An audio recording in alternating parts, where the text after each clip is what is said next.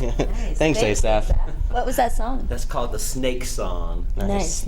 Well, good morning, everyone, and welcome to Wake Up Missoula. I'm Noelle McFoy. And I'm Scott Ramph. And it is Friday, TGIF. Yes. And if you guys have noticed, during this week it's been very warm and rainy. And Scott will tell us more about that. Yup. And tonight, you can expect the weather to get into the highs of 55. Wow. But it'll rain. Rain. But it'll be nice and warm for what it has been in the last couple of weeks. So you can expect highs in 50s to kind of like teeter and then just kind of stabilize throughout the week. And then you can expect highs into the mid 40s until Tuesday, through the weekend. But you can expect all those rain. But, it rains down here, but it snows up in the mountains. Let's see. Is there plenty of snow up in the mountains for people to be satisfied? It did look like there are a couple ski hills that got some snow. So for Big Sky's got 44 inches to 66 inches on the bottom, and then 66 inches on top, and they have zero new snow. But in our neighborhood, Discovery, they're 42 inches on the bottom, 53 inches on top, and they've got 0 inches of new snow in the past 24 hours. Lookout, they are 36 inches on the bottom, 61 inches on top, and they also have 0 new snow in the past 24 hours. Lost Trail is 50 inches on the bottom, 70 inches on top, and they also have 0 new snow. Oh. I know. And then Snowbowl, also 38 inches on the bottom, 67 inches on top, and they have 0 new snow. But Whitefish, they're 73 inches on the bottom, 73 inches on top, and they have 5 inches of new snow. So, looks like you'll have to hit up Whitefish for your snow fix. Yeah, but that is our snow report. We've got a couple guests on today. We've got Traoloch and Danny here for talking about the Irish Spring Concert. And they're going to play the accordion too. And then we also have Rebecca here from the Public Library talking to us about Technovasion, which is a computer class, or they're going to make an app, and it's geared toward girls. Yep. Yeah, so we'll hear from them. Makes me wish I was a girl and get $10,000 to develop I'm glad I am. Let me do that hair flip. But you have to be between the ages of 10 and 18. I know. But she'll talk more about this later. But if you want to learn more information and you want to be on our show, you can log on to our website at wakeupmissoula.wix.com/wakeupmissoula. That's Asaph tearing paper. But you could also follow us on Twitter. I'll tweet you back. You could like us on Facebook. Be sure to like our channel, Missoula Community Access Television, on Facebook as well. And you can find out more information by logging on to mcat.org. You can put your video that you already made, or if you want to make one, onto MCAT by simply filling in this little lower right-hand corner thing. But if you want to learn more about MCAT, you can do all sorts of great things. But also, we have an artist happening for our very first Friday. Yes, we do. His name is Garrison Woods, and this is one of his photos, and he's doing some photography. So if you're interested, come on down to MCAT at 500 North Higgins, Suite 105, and it's directly across from Missoula Textile Service. You can't miss it. All sorts of wonderful, great things happening on this first Friday. I know Noelle has a lot of galleries that she wants I do. Yeah, when I talk about my events, as well. I'll tell you guys all about the galleries that are going on. But up first, we've got some trending around the world and around the country. Yes, there's a lot of trending going on, and right now, Bobby Christina Brown, she was known to be brain dead for such a long time, and then found out she's not. Oh, great! And then good. The hospital health service Anthem was hacked. Ooh. Yep.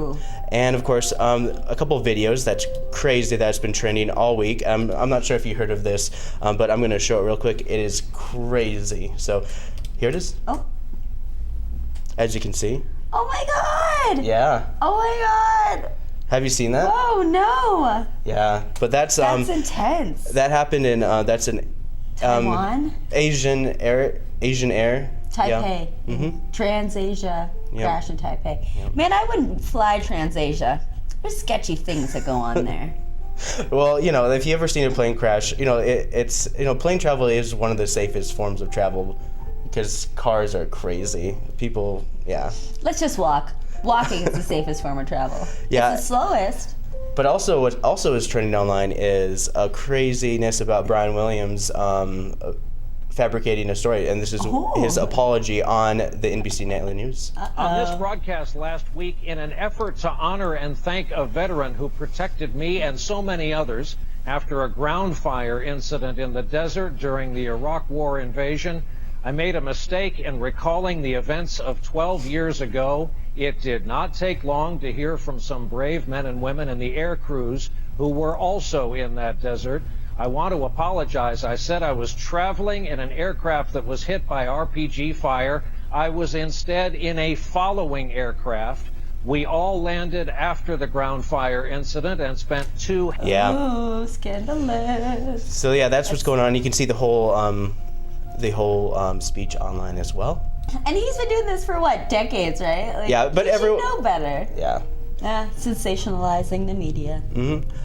This next video is it's trending. It's just a train going through snow, and of course it's crazy, as you will see in a second. Here it is.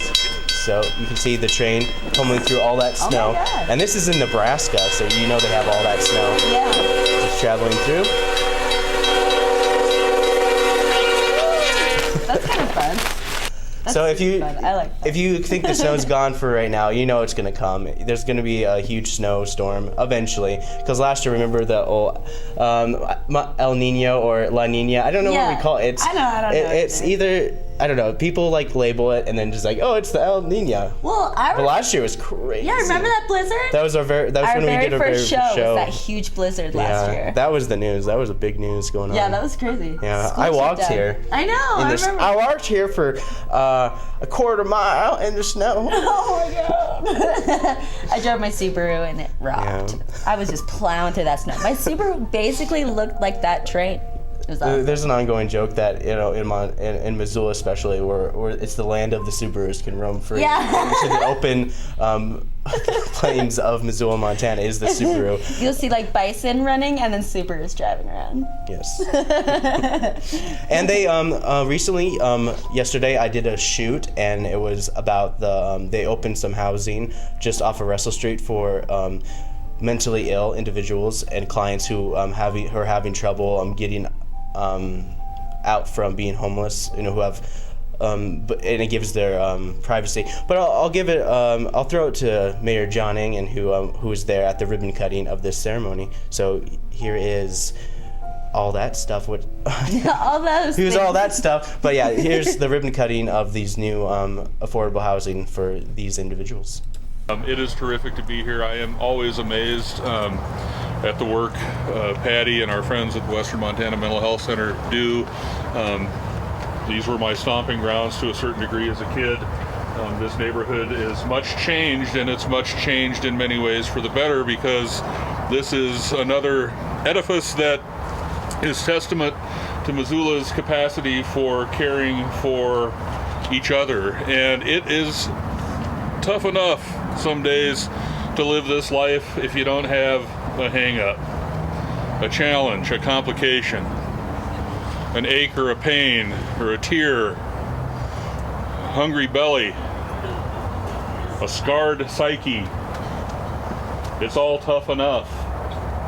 But add homelessness to the mix, and then think about, contemplate how complicated your life is and how miserable that life must be and how much you suffer at the hands of daily activity.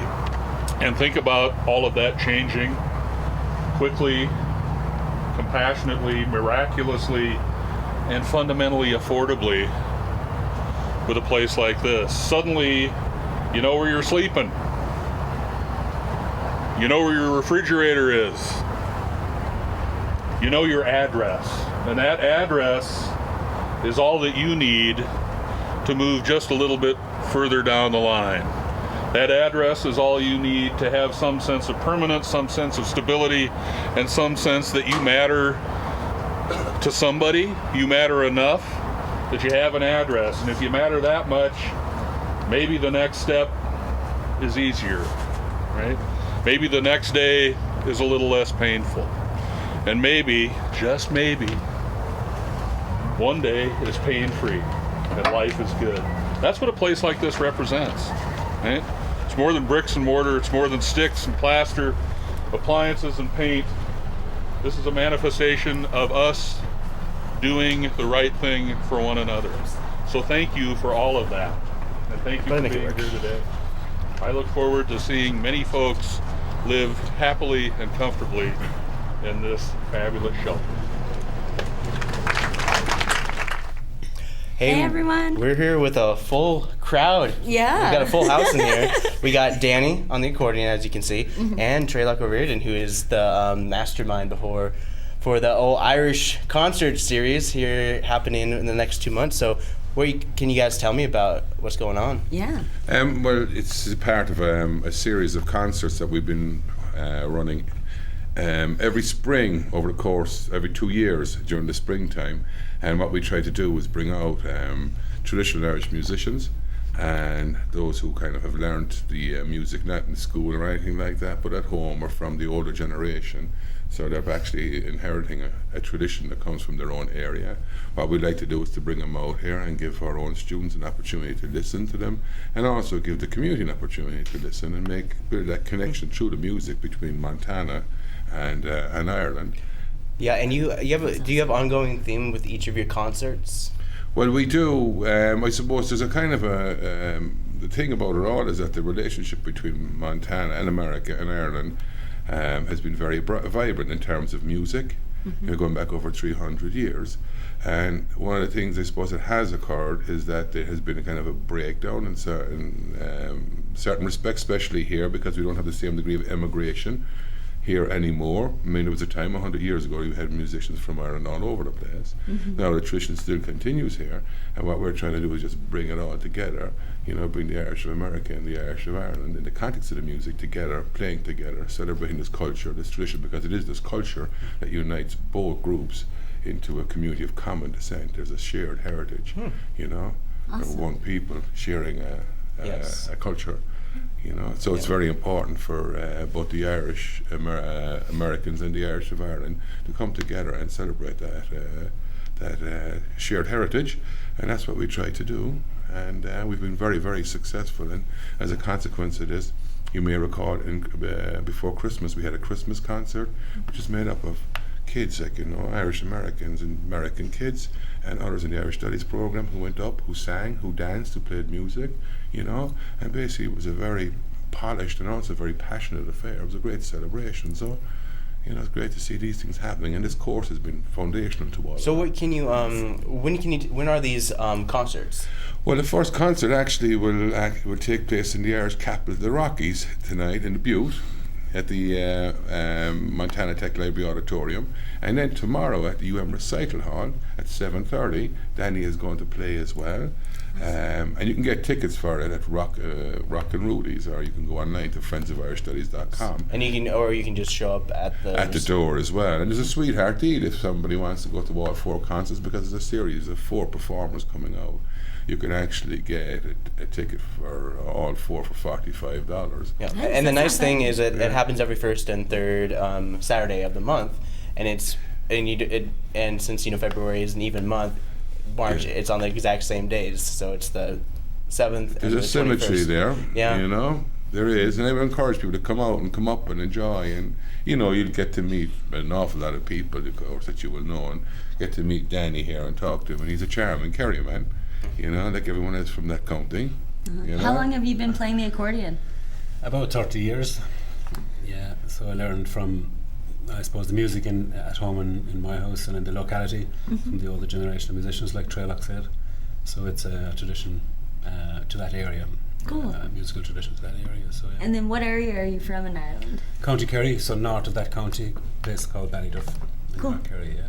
Nice. And then so you're able to fly in musicians from Ireland to perform. That's what we do, yeah. That's awesome. And which is why we kind of do it once every 2 years, because it is a very expensive proposition, Yeah. But well worth it. It's well worth it, and the kind of Yeah. program demands it, the students demand it, the community demand it, as well. That you make this effort. If you're going to have a program about Irish culture, well, then you got to come along and bring people in who are the custodians of that culture. That lends kind of authenticity and says, look, we're serious about all of this. And I think people are recognizing that, and they're coming out and supporting it, because this course is supported primarily through the help of the Friends of Irish Studies, which is a community organisation, and without whom we wouldn't have the program that we have today. And I know that you're on borrowed time. You don't have much time. You have to go to another interview across town. So I'm just one more time, if you would like to tell people where people can get more information and the concert times. You'll get the information on the website, friendsofirishstudies.com. You can also call me at 544-0311, and you can get tickets online at that website as well. You can go and get them at Rockin' Rudy's. And the concert begins at 7:30, and the tickets are $15 at the door. They're $10 for students at Friends of Irish Studies. And you can also get that season ticket that will give you 4 concerts for the price of 3. That's $45. Cool. Again, by going online or going to Rockin' Rudy's. Awesome. Do you guys have time for Danny to play a quick song? Danny's going to belt out a couple of hits here, I think. Yep, and right after he plays, we'll show a PSA and we'll bring out Becky. So here's Danny. Go ahead. Cool. I'll play a little music on this instrument, which was actually made in the States. It was built in New York in the 1920s for a very famous musician and relation of mine from my area, Tom Carmody. He was the first musician from my area to be recorded in in New York in the mid-30s. So I'll play some music on this if I can.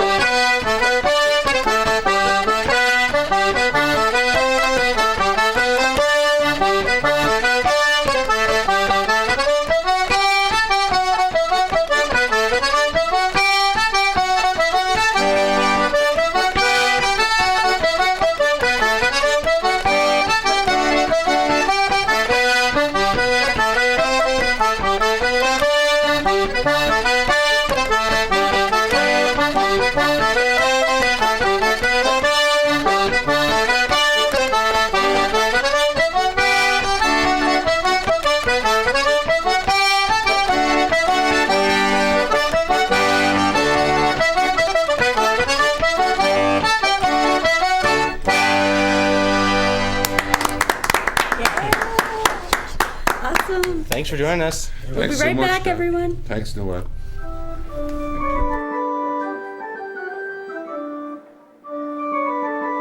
Oh, hey! We didn't notice you there. Say, we're at an MCAT camp right now, and over the past summer, we've had many of them, so many that I can't keep track. And during these camps, we've had groups making movies all day long. It's a really great thing.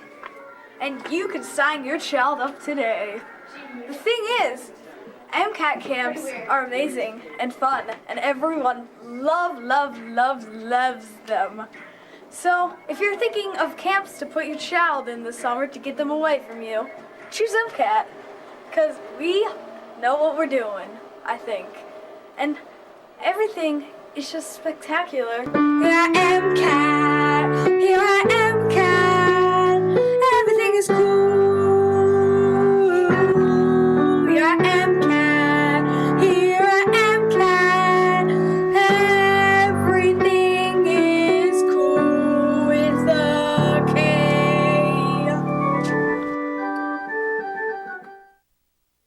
Guys, sorry about that. We just got a little distracted here. Yeah. Hello, everyone. We're here back. with Becky. Rebecca. We're here with Rebecca from the Public Library. She's going to be talking to us about Technovation. What is Technovation? Technovation is a global initiative to get girls into technology and entrepreneurship opportunities. So girls that are 10 to 18, those ages where you're kind of developing those skills, can develop an app just for Missoula.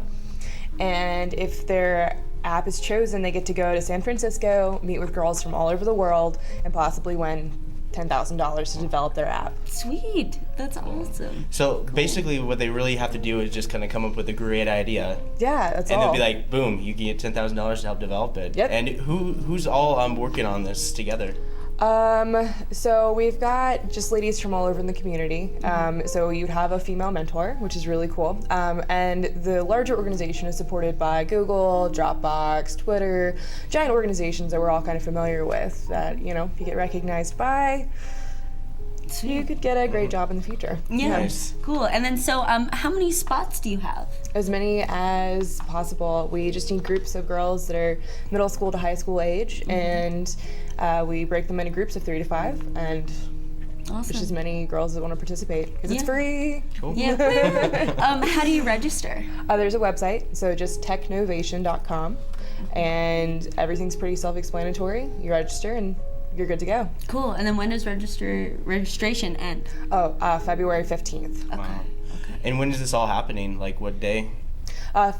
April 23rd is when we will be done. We will submit our final projects, and after that, they'll start going through everybody's stuff and Cool. go from there. So is this the first year you guys are doing this? Well, this is the first year that I'm interested in this because Montana wasn't represented last year. Moldova won last year. Our Canadian team won last year. Montana wasn't even on the map. So I feel like we should put Montana on the map. I think so too. That's awesome. So you're the spearhead of this program? Yeah. Cool, cool. And then how did you hear about it? Oh, a Peace Corps article that I was reading. Nice. From the team in Moldova that won. So. Oh, sweet.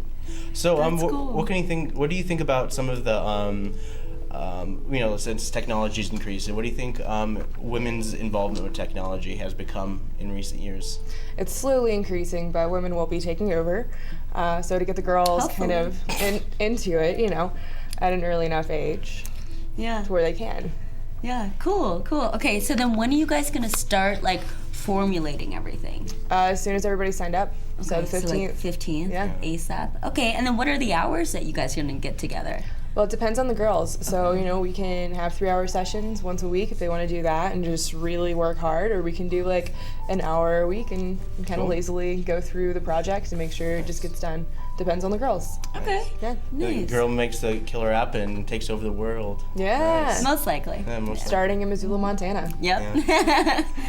There's a lot of great organizations here in Montana. There's they just did big data just this last year, so there's a lot of opportunity to expand our techno infrastructure here in Missoula.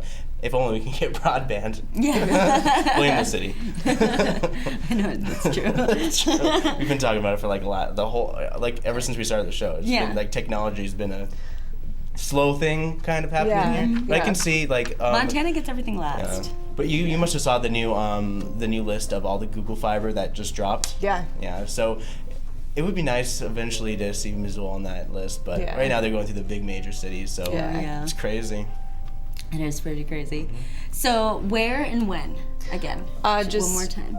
Technovation.com and February 15th. Okay, so you can sign up online, and then People is can there- stop by the library too. Yeah. People Yeah. just stop by the library, see a couple signs like, "What's this?" It's like blah blah blah. Oh, cool! I'll go check it out. Yeah, Yeah. great. Sweet. Yeah. Okay. Well, everyone, if you're interested, sign up onto technovation.com, and you can register. Registration ends February 15th. Is there anything else you'd like to add? No, that's it. Cool. Sweet. Thank Well, you. thanks Thank for you. joining us. This is Becky from the Missoula Public Library. Rebecca. Rebecca. From the Missoula Public Sorry, Library. Mary Ju Powers. It was like, oh, it's Becky, and it just stuck. All right, thanks. And we'll be right back with a whole bunch of events and stuff happening for our very first Friday with Noelle. The harlequin duck is one of Montana's rarest birds. Currently wintering on the Pacific Ocean, harlequins migrate to Montana's streams to breed in the spring. One of the most productive areas is McDonald Creek in Glacier Park. This 10-mile stretch of the creek from Lake McDonald to Logan Creek produces 25% of all of the chicks that are produced in Montana and has the highest breeding density of harlequins in the lower 48. But when no harlequin duck chicks were found on McDonald Creek a few years ago, researchers wanted to learn more. We had radio transmitters on these females, and I wanted to look at, where in the stream do the females want to be in relationship to different stream features and habitat features, and also distance to going to the Sun Road. While Montana is on the southeastern extent of the harlequin's range, There is concern these rare ducks are in decline. Across the board, they're just difficult to study. They occur in these remote locations. Very little research has been done, and we just don't know much about them. Through his research, Hansen believes we need to continue to monitor Montana's harlequin ducks and conserve the waters they use to maintain the harlequin in the future. It's really important to know what are the focal streams, what are the important streams where a lot of these ducks are coming from, to focus our efforts to think about how the stream is being managed. I'm Winston Greeley, out among Montana's fish, wildlife, and parks. Hey, we're back. Yes. Woo! Okay, cool. We had some really awesome guests today, right? Aren't you glad you tuned in? I'm glad you all did. Okay, but I have got some First Friday events. It is the first Friday of the month. Yes, back to a regular scheduled program. Yes, which I'm very happy about, and I'm excited. And now I don't work Fridays anymore down at the taco shop. So I can do all these events on the list, like every single one I'm just gonna that go you through talk every about. single one. You're going to, like, starting with Zoo, Town, City, No, I'm just Community kidding. Arts. I'm going to start reading it. If No, you you're not. I paused for you. Stop it. And then just, like, jump I know, in. but I wasn't ready. I wasn't ready for this. You're always Okay, ready. well, everyone, now I'm ready. And this is what Noelle's going to be doing at 10 a.m. No, I have to work. Okay, so You say you don't have to work on Fridays. Not Friday nights. I Oh. work Friday days. So you just lied to us. You're gonna I have just to. said You're Friday gonna have to nights. Brian Williams I to said the audience. I don't You're gonna have to work say, Friday nights, Oh. not Friday days. You can rewind it and check back I later. will rewind and check back later. Whatever. All right. So at the Zootown Arts Community Center, they're having like a day of First Friday event. So it's called the Last Best Print Fest. It is down at the ZAC from 10 a.m. to 2:30 today. It's free, and it's a full day of free printmaking demos. They're gonna kick it off with a tour at 10 a.m. and then a demonstration of image transferring from paper to clay. And then they're gonna conclude with relief printing. So that'd be kind of fun. Yeah. So that's free at the ZAC, 10 a.m. to 2:30 today. The Missoula Public Library has got their yarns. This is for knitters and crocheters to go to the public library in their boardroom and have some crafty fun from noon to 1 every Friday. And everyone's favorite Big Sky Documentary Film Festival has started this weekend. Starts at noon today. It is from the 6th through the 16th. So they have, they have over 75 visiting artists, and they have an average of 125 nonfiction films annually. In 2012, the festival drew an audience of 20,000 people and received nearly 1,000 film entries from every corner of the globe. Yep. Kind of sweet, right? Yeah, so the films are going to be showing at the Wilma, the Top Hat, and the Crystal Theater, most likely the Roxy Theater too. You can check out their website. Just type in Big Sky Documentary Film Festival. You can find out all the schedule and everything for that. Yeah, and so that starts today. Goes to the 16th. Pretty awesome. The Missoula Senior Center has got their line dancing group. They meet at 1 p.m. at Fridays at the center. Advanced and beginners are welcome. There's a $1.50 fee to cover expenses. The International School, in conjunction with Missoula Children's Theater, is going to present a play. It's El Mago del Oeste, a musical play in both Spanish and English, written by Michael McGill. Starts at 4 p.m. So there's a performance at 4, and there's a performance at 7. This will be at MCT on Broadway. And so there will also be a First Friday reception in the lobby from 5 to 7. So you can call 721-1911 for tickets or more information. It's $7 for adults and $2 for children 18 and under. The Montana Natural History Center's got a gallery opening with Neil Moore and David Jacobson. They do wildlife photography and pastel paintings of Montana birds. And I've got pictures for you guys. Nope. So. 4. Oh. Yes. Here's a bird. Here is what they will be, a taste of what they'll be showing at the Montana Natural History Center. Tastes like chicken. Yeah. Up next, they've got Valentine's for the Beloved, a First Friday event. It's at Radius Gallery, located on East Main Street. So these are put together by a bunch of different artists, Courtney Blazon, Pam Cotty, Susan Carlson, and Samantha Dwyer. And so they all play with themes of love and romance.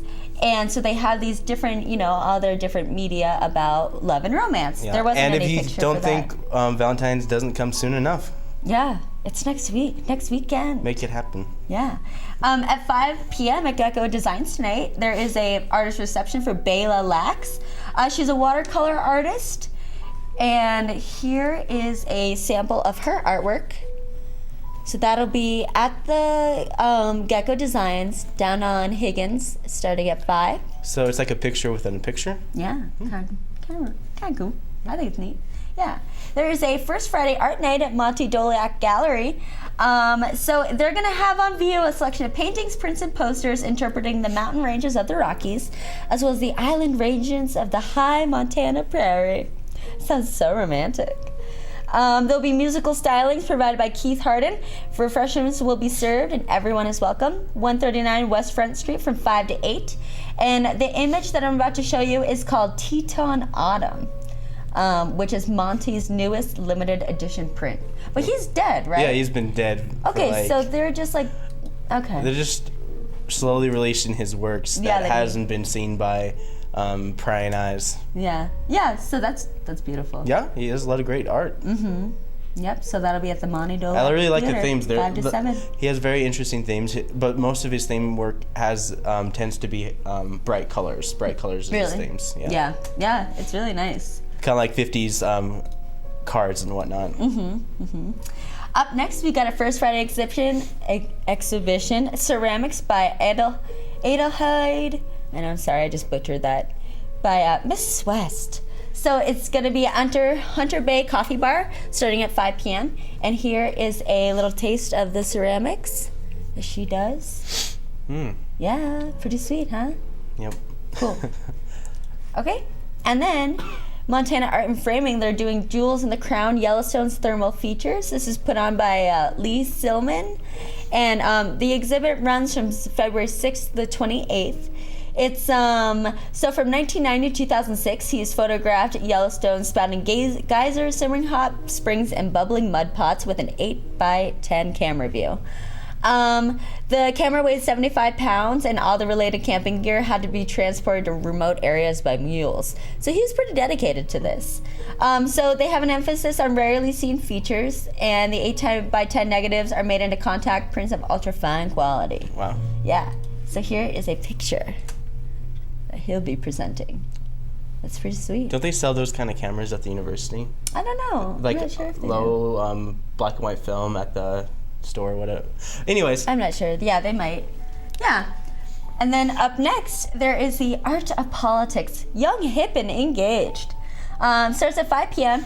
This is at Forward, Montana. Forward, Montana has spent the last 5 years in a basement, and now they finally have their own spot, which is located on 136 East Broadway. This is an exhibit of designer Nick Dumrose, and it's grand opening of their Broadway location. Great. Because they were neighbors for the longest time. Yeah, If you want to know, they're the ones who have the bunny ears, and they wear the pink, and they make you sign petitions. So yeah, you're the one. You're usually ignoring them on farmers market days. So usually. So that's what Forward, Montana. Well, they but do a lot of tonight stuff. they probably, hopefully, won't be asking if you're registered to vote. They'll probably ask for your email though. Yeah. Most likely. Anyways. But there was no picture for that. Just go and check it out. 136 East Broadway. At E3 Convergence Gallery, starting at 5, there's an impromptu, a totally spontaneous group exhibit. So they asked a team of their favorite creative geniuses to bring in their work, any work be creative, and forge an exhibit on the fly. So it'd be fresh art as long as a live group project with epic proportions. So some of the artworks will be by Bobby Ulmer, Christian Ives, Jay Arlano, Jesse Smith, Kate Kaiser, Lynn Saunders, and many, many more. It runs from February 6th to 28th, starts at 5 p.m. at E3 Convergence Gallery. Here's their poster for that one. Impromptu. Yeah. So a kind of mix about everything that you'll probably see. And it's got the names of the artists. It's 229 West Main Street in Missoula. And their E has arrows. Yes. Oh man, crazy. At Black Owl Tattoo, Alicia Hardis is having her February 1st Friday. She will be showing ceramic and fiberglass sculptures. It'll start from 5 to 8. It doesn't say exactly when the exhibit runs from, but 5 to 8 tonight. And here is a sample of what she will be showing. Cool. Yeah. Alyssa Hardist, the artist. Alicia Hardis, it looks like. Yeah. And then up next, there's a gallery night at Prudential Montana Real Estate, 314 North Higgins. They're going to have their artist Nancy Sealer, who's an artist who paints with fluid and acrylics. Her interest is the natural environment with a focus on native plants and Montana landscapes. So here is a sample of what she will be showing. Cool watercolors. I know, I like those clouds. All right. And then up next, we've got the Clay Studio Missoula at 5:30. They're doing an exhibit all about porcelain. So it's showcasing ceramic work that explores a variety of approaches in work created with porcelain. It'll be juried by internationally recognized ceramic artist Beth Lowe. There'll be 33 entries by 31 artists. They were selected from nearly 160 works submitted from 100 artists from around the United States. So this is their chosen works. So it'll run from February 6th to the 27th, and there will be an opening tonight from 5:30 to 9. Gallery there, it's free and open to the public, of course. And I've got the picture of kind of what they're going to be showing there. That's and where is this sweet. happening? That will be at, I'm sorry, let me look. This will be at the Clay Studio of Missoula. Cool. Yeah. Yeah. And then Frame of Mind is having another First Friday showing. This is by artist Karen M. Jorgensen. She has been painting in Montana for a long time, began painting and drawing in St. Paul, Minneapolis. She initially displayed her work at county fairs and staged exhibits in White Bear Lake and Buffalo.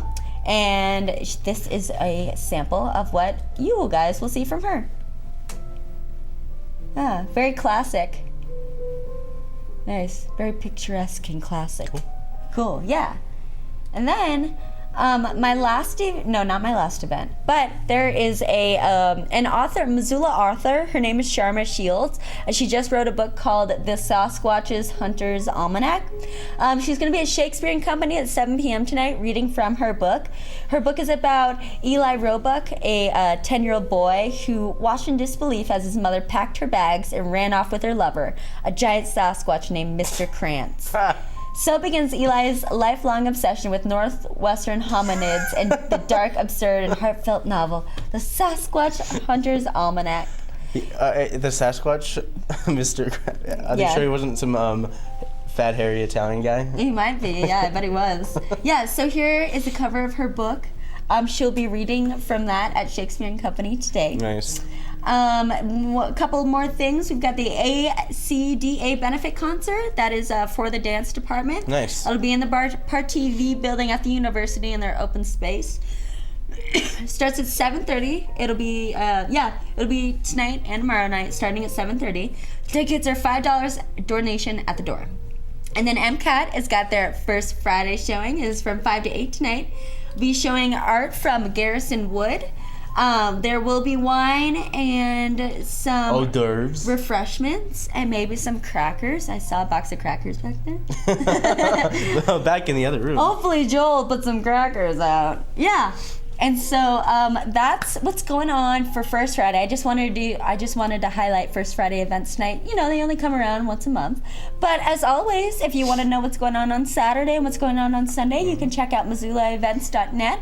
You can check out the newspaper and check out the Independent, and they've got all the great events going on. Yep, we got a full Friday, but along with Fridays, we have our city council meetings. And the big thing that was happening with our city council, of course, you guys already know that they repealed the grant for the mobile command unit, and this is a letter that Mike Brady emailed out to the city council members to read to the members of the Rainbow family that happened this Wednesday during the Public Safety and Health. And this is John Wilkins reading our police chief Mike Brady's letter.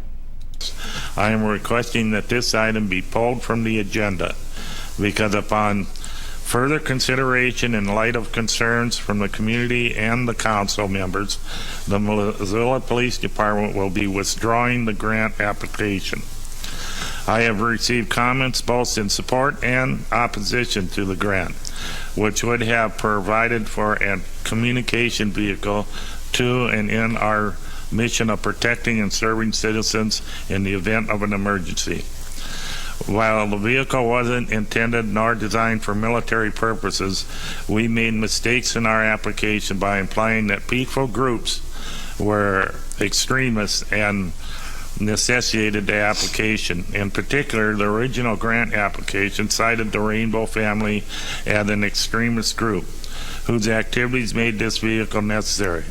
Also, while the intent of citing the Rainbow gathering was to provide an example of a large event in which there could be a local impact that would need monitoring and possible response by law enforcement. It was a bad example for which I apologize. Okay. All right, thank you. And of course, there were a bunch of people who were in support of the Rainbow family. And this is Diane Kiefhofer. She made a quote Monday night, but this is what she had to say about for her, it's not really much of a dead issue. I mean, it's withdrawn. Is it still under consideration? Is it? No, it's withdrawn, and it's over with. It's done with, in the shredder.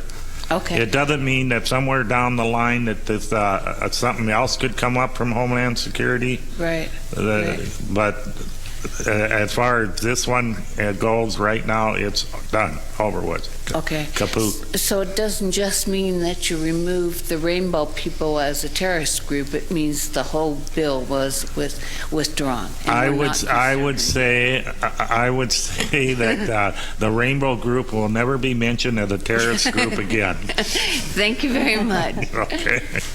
Yeah. And of course, there's some more comments. This is Diane Kiefhofer showing some concern about the future of how Missoula will handle this. Need it, and not only does the Rainbow family need an apology, but activists need an apology. Activists are the people in your community who are trying to pay attention and see what's going on and not let it all just go over the heads and say, oh, they know what they're doing. Look, we're equals here. We're human beings in this town. And I am an activist, and to find myself in a name in the paper against the Homeland Security needs to deal with me. It's disturbing and insulting. And when this does come up again, the same people are going to be back, even if there's no name calling, because this is a use of communication and spy machinery, and I hate to use those words, but you know it's out there. And if Homeland Security wants to give it to you as a gift, please say no. Yep. Cool. And this is good quote. Yep. Let's see, where was I? Here is the last quote on the subject by Jason Weiner. He speaks in part of what we want versus what is provided for us. I think it's fine that the grant application is going away now. It takes the immediate issue sort of out of the context of the mistakes that were clearly made in this particular grant application.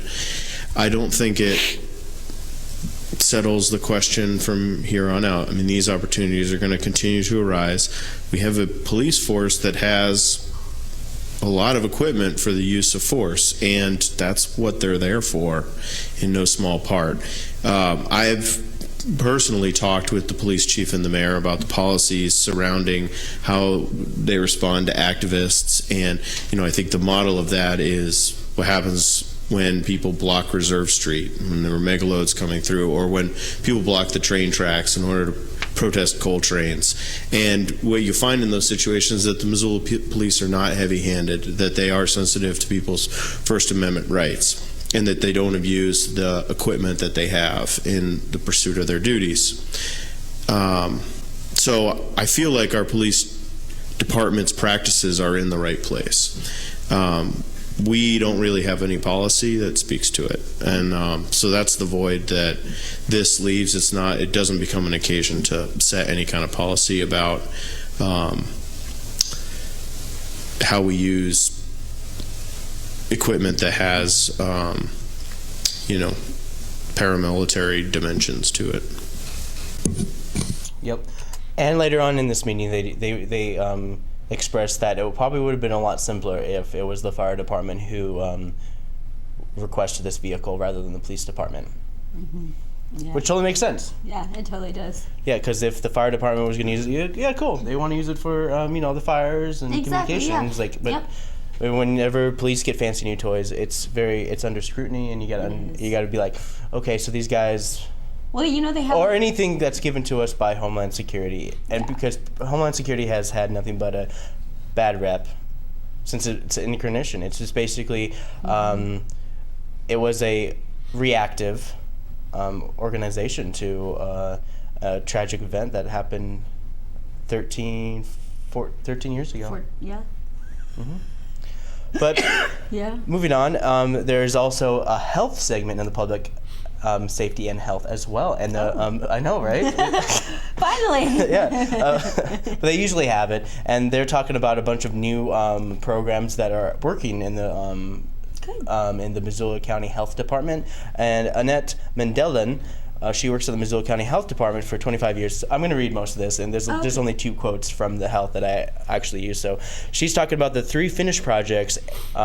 There's breastfeeding services, increased the number of women using it, so like services for helping women understanding, breastfeeding and what women can put in their bodies that can affect breastfeeding, that kind of stuff. They have, and it's increased dramatically, like 420% of phone calls of their breastfeeding hotline have increased. Awesome. Because they are more engaged with this, and they get more contact with people, women who have children at community hospital.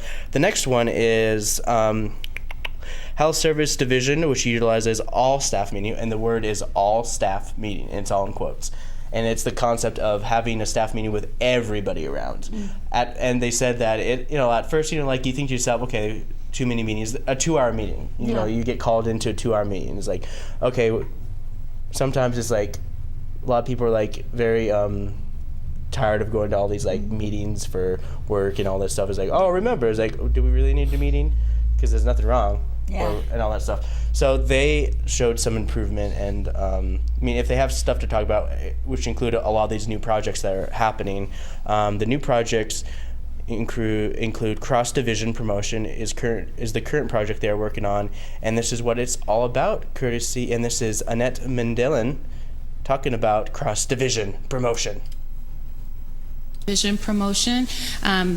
We discovered that we have all kinds of programs, and every single program was going out to the pediatricians and the OBGYNs and the various community partners and promoting their programs. And that was very confusing to our community partners because they didn't even necessarily know we were all in the same division of health services and working together. So we set a goal of unifying that and sending a clear message to our community partners that this is the work we do, and health services is a unified group with a lot of different services.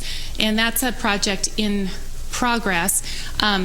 So basically what she's referring to is she wants to cross division, which basically means that, okay, so you go to a place and they have things about tobacco, and then there's 2 different ones. There's about, quit smoking or quit chewing tobacco, all that stuff. And they're trying to figure out how they can make everyone work together for the purpose of Missoula's health and for the future. The next thing I want to talk about is, of course, you guys heard Ebola hasn't been in the news that much lately. Like, people never talk about it. Yeah. And of course, Missoula's talking about having a task force for essentially dealing with this. So essentially, it's called the Infectious Disease Team. Oh, IDT. Yep. Man, they sound hardcore. Okay. But it's a work in progress, and they're going to be working on this, and it is a way to like, you know, for any future events that happen that, you know, to help prevent the spread of diseases. And this is what Annette had to say about this. Is brand new, and it's a project for the infectious disease team. Their goal is to make sure that they have an adequate number of people on their team to provide this service. The service is required. They really have only just gotten started. I've included another sample tool, and it also kind of includes the work they've done so far, which is mostly in the brainstorming and planning with QI. You try your plan and make sure it works. So these are some of the things they're going to be doing, and I hope to be able to report on that again to you in the future. Yep. And that's what's going on with our county health department. They're doing a lot of new projects. It's great. Good. But of course, one of our favorite subjects is the Hillview Way SID that's been talking about. And finally, it's actually going to a recommended motion that'll be done this Monday. And here are some of the quotes that.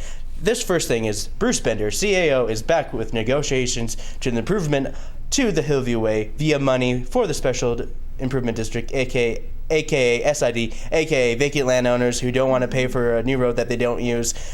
Mike Haynes, Developmental Services Director, is here to talk about the property owners.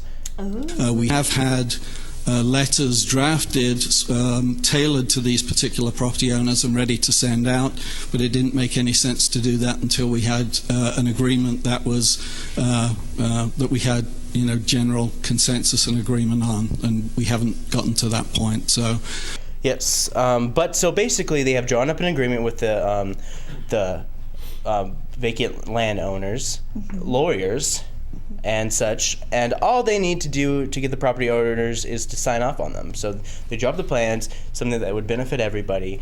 One issue is the landowner Patricia Tompkins, who Mike Haynes' group has been in contact with. But John Wilkins is kind of concerned about the way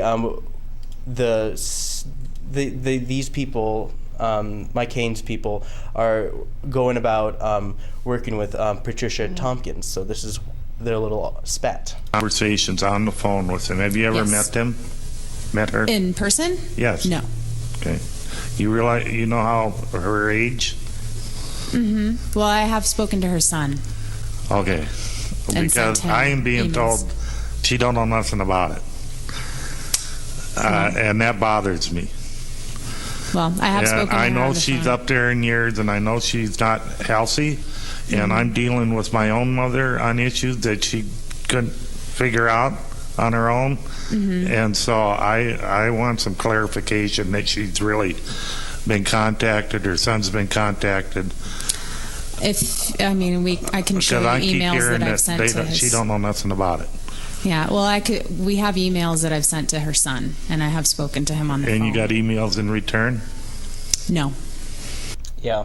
So there seems to be some kind of communication error with that they have to get cleared up, because this is happening on Monday where they have to approve the sign and all that stuff. So this is Mike Haynes again, and he answers the question about subdividing and developing properties on these vacant lots. So basically he's answering the question about people, the vacant landowners who want to subdivide, add land, and if they would have to start paying for this new road because of that. But everyone's going to pay for this road. If you live up there, you're going to have to pay on the road one way or another. But the people who own the vacant land don't have to pay as much because they don't have much property tax. It's just land. But anyways, this is what he had to say.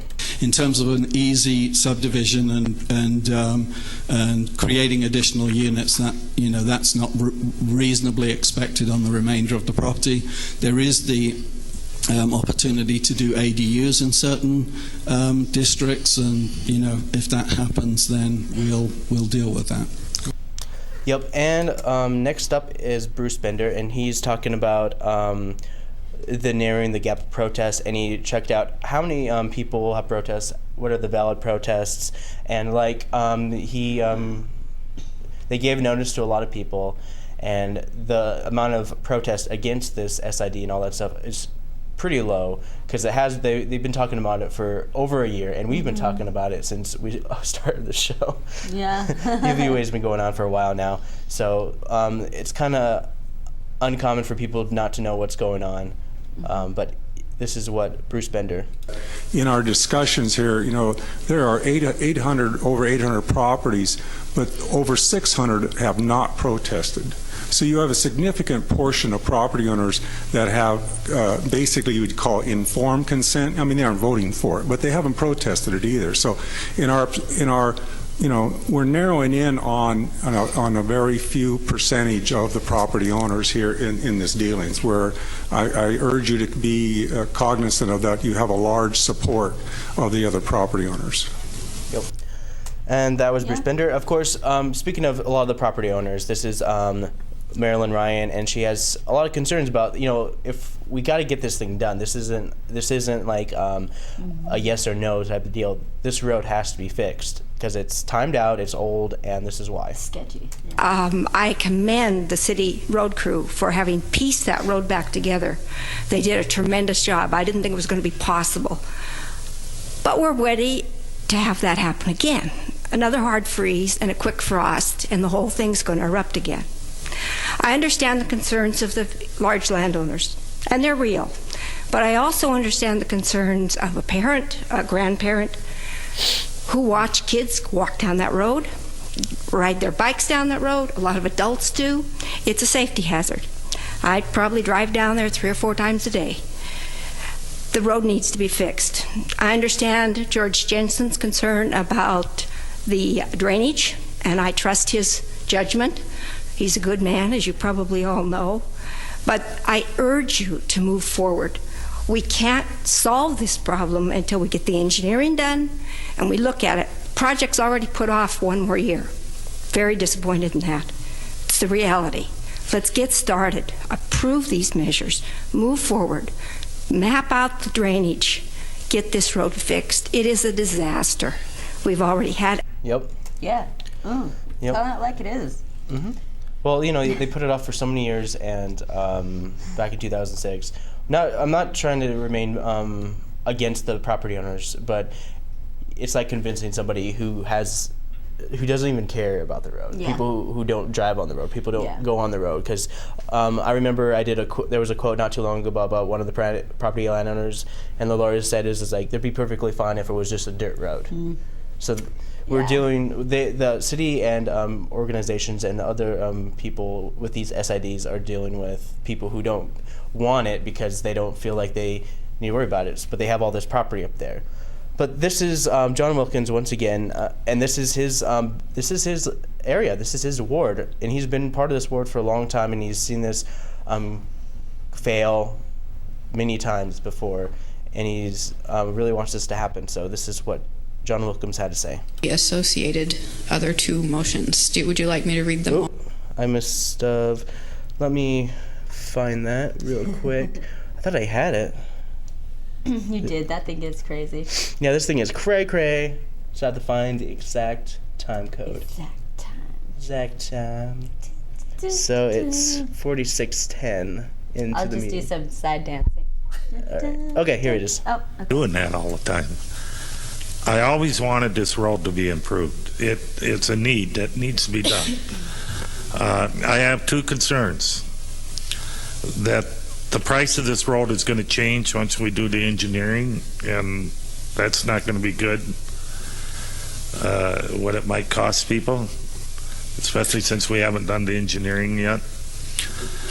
And my other concern is whether everybody understands that's been notified, so I will talk to the Tonkins myself this evening or this afternoon to see if they understand what's going on. But those are my 2 concerns. One I suppose I can't do much about, and the other one I know I can at least find out for my own self. Yep. And he's going to go up there personally to each every door, knock on some doors, and talk about it. But we are running late. 30 seconds left in the show. Yeah. 35% of the design engineering is complete, with the cost so far being between $150,000 and $200,000 so far. Its item will be on the consent agenda for Monday, so we'll see if the SID Hillview Way will be approved or go back to committee again. Mm-hmm. So, for Wake Up Missoula, I'm Scott Ramp. I'm Noah McAvoy. Have a good weekend, everyone, and we'll see you Monday.